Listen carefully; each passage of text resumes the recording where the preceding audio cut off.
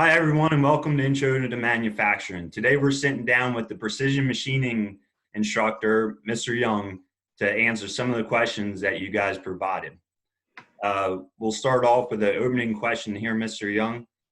What is your career background and what led you to become a CTC instructor? Hi, Mr. Stevens. My senior year of high school, I attended CTC for precision machining. My instructors helped me get a co-op job. After high school, I attended college for 2 years for machining. Coincidentally, because of the CTC and co-op job, I was able to graduate from college with zero debt. I paid cash for college. I ended up working a co-op job, what I call my co-op job, for about 13 years before deciding to become an instructor. During that time, I was recognizing more and more of a skills gap in the industry. We needed, still do need. I know the opportunities that CTC provided for me, and I wanted to be able to help out and provide that same opportunity for young people and for the manufacturing industry. Okay, that's great. All right, the next question. What does the task list consist of, and what are the expectations that the students need to meet before they can go out on co-op? Well, every task, assignment, and project that we create during the year is designed for the students to practice the skills on the task list.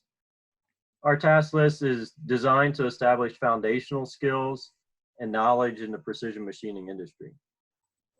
To get through the task list in one school year, a student needs to be completing about 3 tasks a week.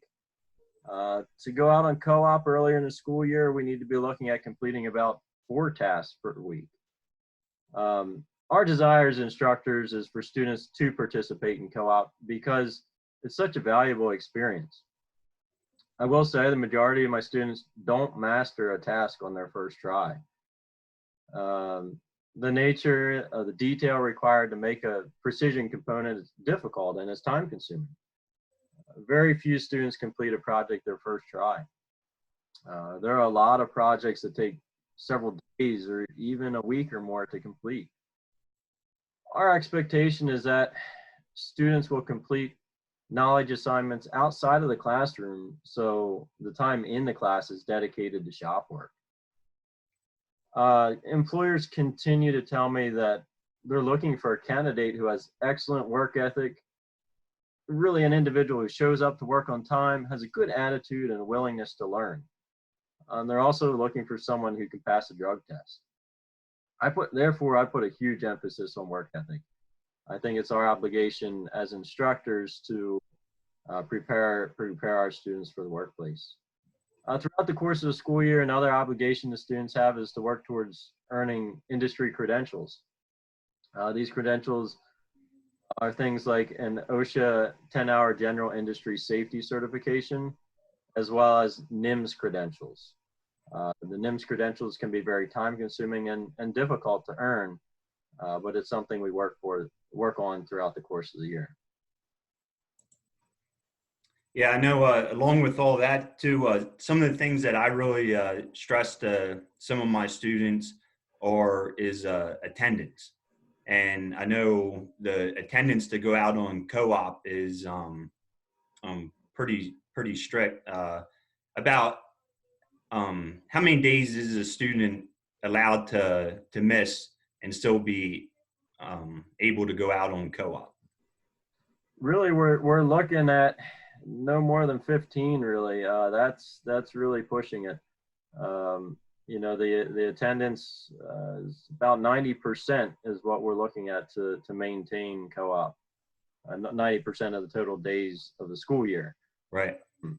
So, you know, if a student's looking to go out earlier in the school year, you know, they don't want to be missing any more than 10 days at most. Right, and especially with the time constraint, you know, every day missed in the classroom would also put them further behind as far as getting their tasks done also. Yeah, great point. Can a student who is not yet 18 still be able to go out on co-op? Yeah, absolutely. The co-op cooperative education training agreement that's signed by the student, the employer, the CTC administrator, so our vice principal, myself, and the student's parent. That co-op agreement permits the student who's a trainee the ability to perform tasks that they may not otherwise be able to perform until they're 18. With that being said, this agreement allows for students to be able to work, but some companies don't permit that. So we try to pair a student with a company that's the best fit for them, you know, in regards to their interests, their skills, the company's work, the type of work they do, the location of the student and the company. Those are all things we look at, and obviously, you know, the company has to be able to and willing to work with someone that's under 18. But in most cases, it's not a problem. Okay. And after graduation, do you recommend your students start working or to further their education? Yeah, you know, each individual, each student, their career path is unique, just like each person is unique. The precision machining course, it's really only a foundation, I think, but it's a good foundation to go just. Our industry is an industry where you'll never stop learning. I still learn something new every day I'm in the shop. While employment is immediately available after graduation, I do really encourage students to seek higher education. The rewards of that higher education will often be seen later in their career when they're looking for promotions or looking for a new job. That's not to make light of the skills that are learned in the work or that higher education. There are very valuable skills and the knowledge that they learn at a college. Oftentimes, some employers will even pay for this education, you know, as they're working, maybe directly out of high school. Maybe the employer will pay for that education because the company see it as an investment. It'll make the company more efficient and profitable. Yeah, I couldn't agree with you more. Yeah, I tell my students a lot of times, you know, that there's different paths for different students, and not one path is going to be the best path for everyone. What are some of the projects that the students will be making, and is there going to be a final end of the year project? So the projects I've designed are intended to be either tools that we could use in the shop or toys that anyone could play with. Students take pride in the work they create, just like all of us take pride in the work we create. It's difficult and it's often time consuming. I have tools that I made when I went to CTC. The beautiful thing about machining is that we're constantly designing, improving, and building tools that are required for us to do our job. Therefore, I'm always listening for student feedback, suggestions, so that together we can make projects that are the most beneficial for the students to learn. For example, you know, we often make a brass hammer project or a C-clamp project. Those are examples of tools that we could use in the shop. Some examples of toys that we could play with, or maybe different types of puzzles or dice that we can play with. Just some fun projects. We sometimes get live jobs from outside customers or other CTC programs that bring projects to us.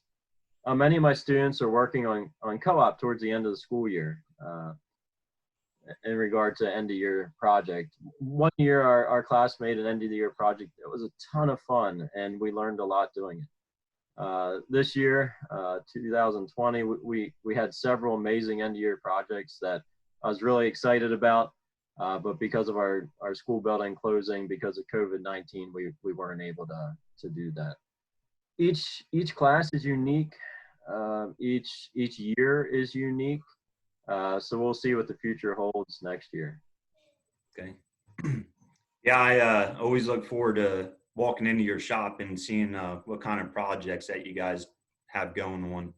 I know last year the marble machine really caught my attention. I thought that was just a great project to really demonstrate, you know, all what goes in to designing and manufacturing something.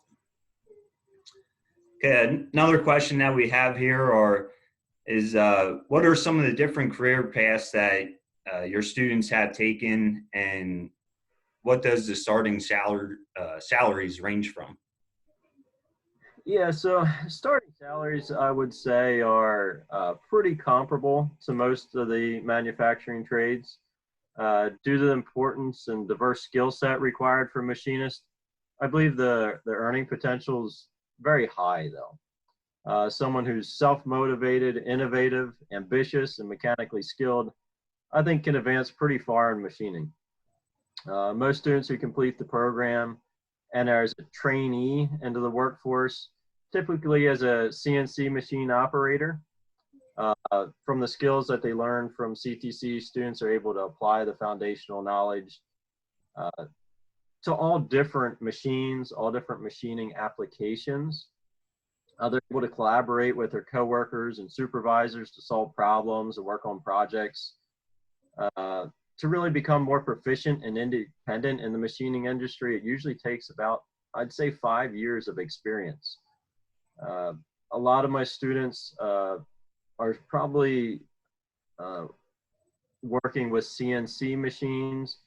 The students who pursue college after graduating from CTC often are working with CNC machines. It really, just like I mentioned earlier, each person is unique and their career path is unique. Therefore, their interests are unique. Some students enjoy certain types of skills. So, like, for example, I consider myself a mill guy. I enjoy running and operating milling machines a little more than lathes.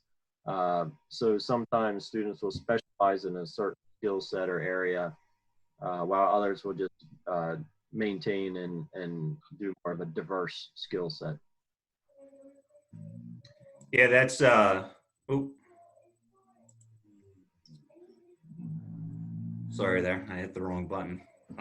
Threw me off there a little bit. Yeah, it's funny that you said about being a mill guy, because I mean, throughout my time in the trade, I've noticed that you know, really good machinists or really good tool makers, they really have one piece of equipment that they just love to run.